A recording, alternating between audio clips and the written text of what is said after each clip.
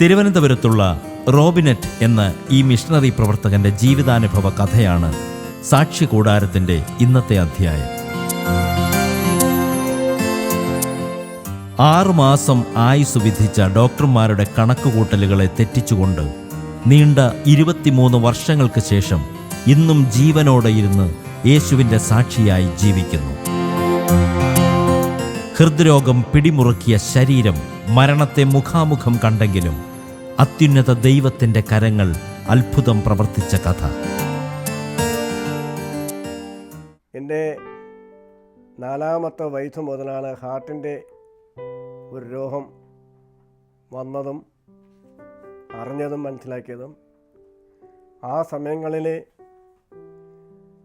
വളരെ ട്രീറ്റ്മെൻറ്റൊക്കെ ചെയ്തുവെങ്കിലും വളരെ അത്ഭുതകരമായ ഒരു വിടുതൽ എനിക്ക് ദൈവം ആ സമയങ്ങളിലേക്ക് നൽകി.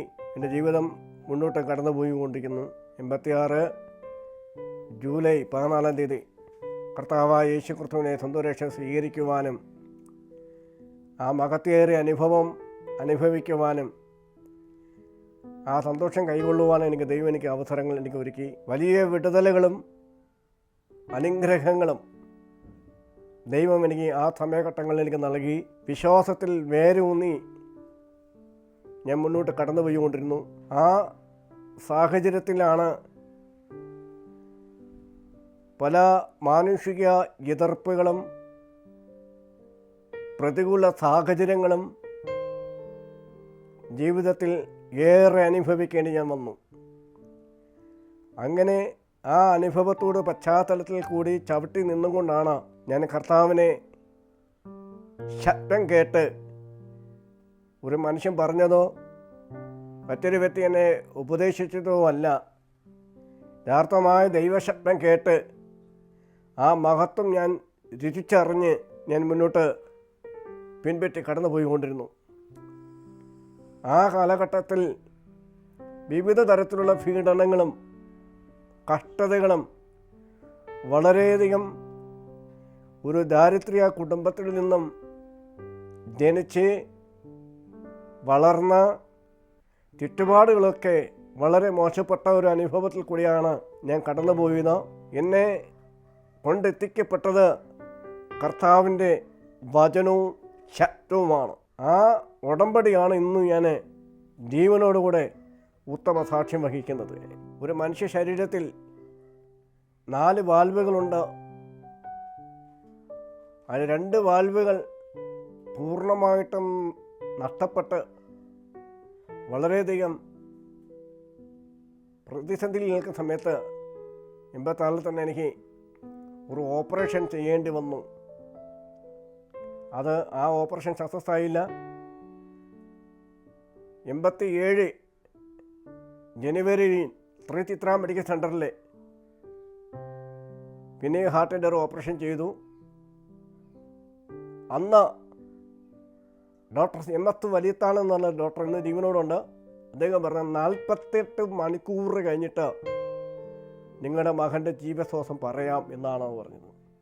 സാധ്യതയില്ലെന്നാണ്. എനിക്ക് വേണ്ടി പ്രാർത്ഥിക്കുന്ന ഒരു കൂട്ടം ദൈവമക്കൾ അന്നും ഉണ്ടായിരുന്നു. ചുറ്റും പ്രാർത്ഥനയുടെ വലിയൊരു വലയം മുമ്പിലുണ്ടായിരുന്നു.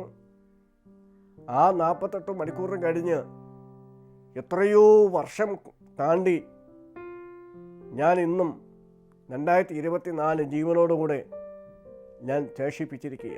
അതിനുശേഷം ഞാൻ പറഞ്ഞല്ലോ, കൊടും ക്രൂരതകൾ നടുവിൽ, പീഡനങ്ങളുടെ നടുവിൽ, പട്ടിണിയുടെ നടുവിൽ, വേദനയുടെ നടുവിൽ, പ്രതികൂലത്തിൻ്റെ നടുവിൽ ഞാൻ അഭിമുഖീകരിക്കേണ്ടുന്നു.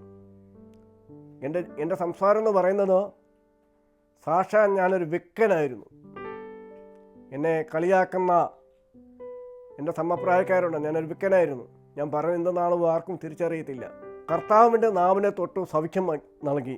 ഉത്തമ ഭുടതയോടുകൂടെ ദൈവവചനം സംസാരിപ്പാൻ എൻ്റെ നാവിനെ ദൈവം വിലപ്പെടുത്തി. അതുകൊണ്ടാണ് ഇന്ന് ഈ സാക്ഷ്യം നിങ്ങൾ മുമ്പിൽ പറയുന്നത്. അന്ന് എൻ്റെ നാവ് തിരുന്നായിരുന്നുവെങ്കിൽ ഇന്ന് എനിക്കിത് പറയാൻ കഴിയില്ലായിരുന്നു. അന്ന് എൻ്റെ നാവ് അന്ന് തൊട്ടത് കൊണ്ടാണ് ബലത്തോടും ശക്തിയോടും കൃപയോടും ആത്മനിറവോടുകൂടെ എനിക്ക് പറയാൻ പറ്റുന്നത്. തുടർന്ന് ഞാൻ എൻ്റെ സ്വന്തദേശത്തു നിന്നും ഞാൻ പലായനം ചെയ്തു. മറ്റൊരു ഭവനത്തിൽ വർഷങ്ങളോളം എനിക്ക് അഭയം തന്ന ഞാൻ അവിടെ നിന്നു, അവിടെ നിന്ന് വളർന്നു. അവിടെ നിന്നുകൊണ്ട് കേരളത്തിൻ്റെ അകത്തും പുറത്തും വിവിധ സ്ഥലങ്ങളിൽ പോയി ദൈവിക സാക്ഷ്യം വഹിപ്പാൻ എനിക്ക് ഇടയായി. എൻ്റെ സ്വന്തം നാട്ടിൽ തന്നെ സഭയുടെ ചാർജ് വഹിക്കുവാൻ എനിക്കിടയായി. വിവിധ പട്ടണങ്ങളിൽ എനിക്ക് സഭയുടെ ബന്ധത്തിൽ പ്രവർത്തിപ്പാൻ എനിക്ക് അവസരം നൽകി. അവസാനമായി തിരുവനന്തപുരം ജില്ല കല്ലയം എന്ന് പറയുന്ന സ്ഥലത്ത് 10-ലധികം വർഷം മുമ്പ് ഞാനവിടെ പ്രവർത്തിക്കുകയും അവിടെ ആയിരിക്കുകയും ധാരാളം വിശ്വാസികളെ നേടുകയും ദൈവം അത്ഭുതങ്ങൾ ദൈവം നൽകി. തുടർന്ന് 2018 ആയപ്പോൾ ശാരീരിക പിടിമുറുക്കങ്ങൾ വന്നപ്പോൾ അത് തുടർന്ന് മുന്നോട്ട് കൊണ്ടുപോകുവാൻ കഴിയാത്ത സാഹചര്യത്തിൽ എൻ്റെ ജീവിതത്തിൽ ആഞ്ഞടിക്കപ്പെട്ടു. വലിയ കൂടാനുഭവങ്ങൾ കൂടി കടന്നു പോകേണ്ടി വന്നുവെങ്കിലും ദൈവം എനിക്ക് അവിടെ നിന്നും ഒരു വിജയം കണ്ടെത്തുവാൻ, സുവിശേഷത്തിൽ എത്തുവാൻ കഴിയാത്ത ഒരു സുവിശേഷ പാസ്റ്റർമാർ പോലും അവിടെ സഭ സ്ഥാപിക്കാൻ പറ്റാതെ വന്നപ്പോൾ എന്നിലൂടെ ഒരു സഭ സ്ഥാപിച്ചെടുക്കുവാൻ കഴിഞ്ഞു. കൃപയാൽ 2001 മെയ് 8 അനുഗ്രഹീതരായ അനേക ദേവദാസന്മാരുടെ സാന്നിധ്യത്തിൽ ഒരു കുടുംബജീവിതം പ്രവേശിപ്പാൻ ദൈവം എനിക്ക് അവസരം നൽകി. 6 മാസമേ മുന്നോട്ട് പോകുകയാണെന്ന് ജാതികളും ബന്ധുക്കളും ഒരുമിച്ച് വെല്ലുവിളിച്ചപ്പോൾ 23 കൊല്ലം ഇന്ന് പിന്നിട്ട് കഴിഞ്ഞിരിക്കുക. വിവാഹം കഴിഞ്ഞ് 8 വർഷക്കാലം ഞങ്ങൾ തലമുറയിലായിരുന്നു. വളരെയധികം വേദനകൾ ഞങ്ങൾ അനുഭവിച്ചു. ദൈവത്തോട് പ്രാർത്ഥിച്ചു, ഉപവസിച്ചു. അനുഗ്രഹീതരായ ഒരു പെൺ തലമുറ 2009 ദൈവം ഞങ്ങൾക്ക് തന്നു. അത് പ്രാർത്ഥനയുടെ വലിയൊരു ബലം തന്നെയായിരുന്നു. വിശ്വാസത്തോട് പ്രാർത്ഥിച്ചു. ആ പ്രാർത്ഥന ദൈവം കേട്ടു. അത്ഭുത വിടുതൽ ദൈവം എനിക്ക് നൽകി, ഞങ്ങളുടെ കുടുംബത്തിൽ നൽകി. അതിനുശേഷം എനിക്ക് 4-ാമത്തെ വയസ്സിൽ ദൈവം എനിക്ക് എൻ്റെ രോഗം കണ്ടുപിടിച്ചു. അതിനുവേണ്ടി ചികിത്സിച്ചു. 4 വയസ്സിന് മുമ്പുള്ള എന്ന് പറയുമ്പോൾ എനിക്ക് ശ്വാസം മുട്ടലായിരുന്നു, കൈകാല് കഴപ്പുകളായിരുന്നു. പിന്നെ പല സ്ഥലങ്ങളിൽ കൊണ്ടുപോയി പ്രാർത്ഥിച്ചു. ഒരു വിടുതല പിടിക്കൊണ്ടായി. പിന്നെയും എനിക്കൊരു അസ്വസ്ഥത വന്നു. 4-ാമത്തെ വയസ്സിലാണ് പൂർണ്ണമായിട്ടും എനിക്കൊരു ഹാർട്ടിൻ്റെ രോഗം കണ്ടുപിടിക്കപ്പെടുന്നത്. അന്നും 4-ാമത്തെ വയസ്സിൽ എനിക്കൊരു ഓപ്പറേഷൻ ചെയ്യാൻ പറഞ്ഞത്, അന്ന് ചെയ്തില്ല.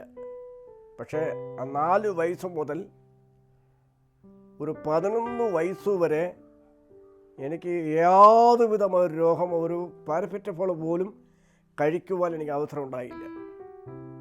ഒരു മരുന്ന് പോലും കഴിക്കാൻ എനിക്ക് അവസരം. ദൈവം അത്രത്തോളം ഒരു വിട്ടുതൽ എനിക്ക് സൗഖ്യം ദൈവം എനിക്ക് നൽകി. അതിന് ശേഷമാണ് പതുക്കെ പിന്നെ പഴയതുപോലെ ശ്വാസം മുട്ടൽ വന്നു. ചെറിയ ചെറിയ മരുന്നുകളൊക്കെ കഴിച്ചങ്ങൾ മുന്നോട്ട് പോകുന്ന സമയത്താണ് 86 എനിക്ക് ഹാർട്ടിൻ്റെ രോഗം ഒരു മരണാവസ്ഥയാണെന്ന്, ഞാൻ മരണത്തെ കണ്ട് മുഖമായി നിൽക്കുകയാണെന്നത് കാണുന്നത് ആ സമയത്ത്. അപ്പോൾ അടിയന്തരമായിട്ട് ഡോക്ടർമാർ നിർദ്ദേശം നൽകി ഓപ്പറേഷൻ ചെയ്യണം, അല്ലെങ്കിൽ അപകടത്തിൽ ആകും. പക്ഷേ ഇതിന് മുമ്പ് 1-2 എൻ്റെ റിലേറ്റീവ്സിൽപ്പെട്ട 1-2 ആൾക്കാരെ, ജ്യോതിഷന്മാരും മന്ത്രവാദികളൊക്കെ ഉണ്ടായിരുന്നു. ഒരു വ്യക്തി പറഞ്ഞു 18 വയസ്സ് വരെ ജീവിച്ചിരിക്കുള്ളൂ എന്ന് പറഞ്ഞു. വേറൊരു വ്യക്തി പറഞ്ഞു 21 വയസ്സ് വരെ ജീവിച്ചിരിക്കുള്ളൂ എന്ന് പറഞ്ഞു. എൻ്റെ മാതാപിതാക്കൾ ജാതകം എഴുതി. ജാതകത്തിനകത്ത് 31 വയസ്സ് വരെ ജീവനോടുള്ളത് കാണുന്നു. അത് കഴിഞ്ഞ് ഒരു കോമയുടെ കുത്തു എന്ന് പറയുന്ന പോലെ അങ്ങനെ ഇട്ടിരിക്കുക. ഈ 3 പ്രവചനങ്ങളും ആദ്യം ജീവിച്ച് ഇന്ന് 53 വയസ്സിൽ ഞാൻ നിൽക്കുക.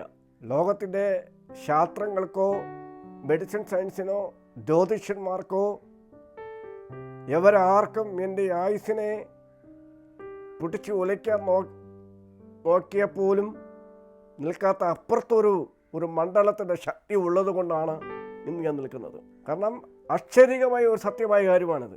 ജാതകം എഴുതി, ജ്യോതിഷന്മാർ പറഞ്ഞു, മന്ത്രവാദികൾ പറഞ്ഞു, എനിക്ക് വിടുതൽ തന്നത് ഉയരത്തുള്ള ദൈവമാണ്, അത്യുന്നതനായ ദൈവമാണ്.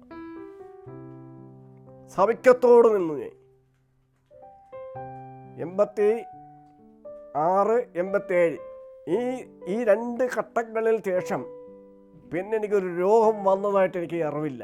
രോഗം ഒരു മരുന്ന് പോലും കഴിക്കുവാൻ എനിക്ക് അവസരം ഉണ്ടായില്ല. കാരണം ഞാൻ ദൈവത്തെ വിശ്വസിച്ചു, ദൈവത്തെ ആരാധിച്ചു, ദൈവത്തോട് പ്രാർത്ഥിച്ചു. ദൈവം എനിക്ക് സൗഖ്യം നൽകി. അത്ഭുത വിടുതലായി വന്നത്. ആ സൗഖ്യം എന്ന് പറയുന്നത് 2018 വരെ നീണ്ടു. ഇതിൻ്റെ ഇടയിൽ കുറേ 2007 ഇടയ്ക്ക് ഹെപ്പറ്റൈറ്റിസ് വന്നു. ഒരു 1.5 വർഷം ചികിത്സിച്ചു. അത് നോർമലിലേക്ക് വന്നു. അത് കഴിഞ്ഞതിന് ശേഷമാണ് 2018 വരുന്നത്. അപ്പോൾ എൻ്റെ മാതാവും പിതാവും അവർ ജീവിച്ചിരിക്കുന്ന സമയത്തൊക്കെ ആ പാരമ്പര്യം വിട്ട് അവനെ മാറിയിട്ടില്ല. ഇന്ന് 2 പേരും ഈ ലോകത്തു നിന്നും മൺമറഞ്ഞു പോയി. അവർ നിത്യത്തിൽ വിശ്രമിക്കുകയാണ്. അങ്ങനെ എൻ്റെ കുടുംബം എന്ന് പറഞ്ഞത് വളരെ ദാരിദ്ര്യത്തിൻ്റെ, കാരണം ഞാൻ പഠിക്കാൻ പോയിട്ട് വന്ന സമയത്ത് വീട്ടിൽ ആഹാരമില്ല. അയൽവക്കത്തിൽ പോയി ഞാൻ ആഹാരം ചോദിക്കുമ്പോൾ ഒരു വെള്ളം തരും, കറി ഒഴിച്ച് സകലം ചോറിട്ടവർ തരും. ഞാനതും കഴിച്ചുകൊണ്ടാണ് രാത്രി വരെ ഇരിക്കുന്നത്. എൻ്റെ മാതാപിതാക്കൾ വരുന്നവരെ ഞാൻ ഇരിക്കുന്നത്. വസ്ത്രമില്ല, കാലിടാൻ ചെരുപ്പില്ല, നടന്നാ പോകുന്നത്. വളരെ വേദനകരമായ അനുഭവത്തോടെ ഞാൻ പിന്നോട്ടുന്നത്. എൻ്റെ ഓർമ്മ ശരിയെങ്കിൽ 5ാം ക്ലാസ് മുതൽ ഞാൻ ഡബ്ബറിൻ്റെ പാലെടുത്താണ് ഞാൻ പഠിച്ചു തുടങ്ങിയത്. എൻ്റെ മാതാപിതാക്കളിൽ എനിക്ക് പൈസ തരത്തില്ല, ഒരു പേപ്പർ വാങ്ങാൻ പൈസ തരത്തില്ല, ഒരു തുണി വാങ്ങിച്ചു തരത്തില്ല. അങ്ങനെ ഞാൻ സ്വന്തമായിട്ട് അധ്വാനിച്ച് ഞാൻ വസ്ത്രം വാങ്ങി പഠിച്ച് വലിയ ഡിഗ്രി ഒന്നും എനിക്ക് എടുക്കാൻ പറ്റിയില്ല. 10ാം ക്ലാസ് പോലും ഞാൻ എഴുതിയില്ല. സാഹചര്യം എനിക്ക് പറ്റിയില്ല. എൻ്റെ രോഗം അങ്ങനെ ആയതുകൊണ്ടാണ്. പക്ഷെ ഇന്ന് എനിക്ക് ഒരു യോഗ്യത ഇല്ല എന്ന് പറഞ്ഞ നടുവിൽ വലിയ ആൾക്കാരുടെ മുമ്പിൽ ഇരിപ്പാനും പ്രസംഗിപ്പാനും ദൈവവചനം സംസാരിപ്പാൻ ദൈവം എനിക്ക് അവസരങ്ങൾ തരുന്നുണ്ട്. 89 ഞാൻ ഓലത്താന്നി എന്ന് പറഞ്ഞ സ്ഥലത്ത് ഒരു വലിയൊരു കോടീശ്വരൻ്റെ മാതാവിൻ്റെ വീട്ടിൽ ഞാൻ അവിടെ പോയി നിന്ന് വളർന്നു. എൻ്റെ കല്യാണം കഴിയുന്നവരെയും ഞാൻ അവിടെ ആയിരുന്നു. ഇന്നും ആ വീടുമായിട്ട് ബന്ധം എനിക്കൊന്നുണ്ട്. ആ മാതാവില്ല, ലോകത്ത് മൺമറഞ്ഞു പോയി.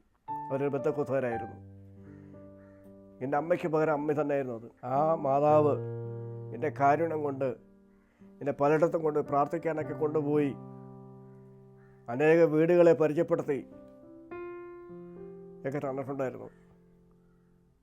ഇതിനിടയിൽ കേരളത്തിൽ അറിയപ്പെടുന്ന ഒരു രാഷ്ട്രീയ നേതാവിൻ്റെ വീട്ടിൽ കടന്നുപോയി പ്രാർത്ഥിപ്പാൻ എനിക്ക് അവസരം ഒരുക്കി. പേര് ഞാൻ പറയാൻ ഉദ്ദേശിക്കുന്നില്ല.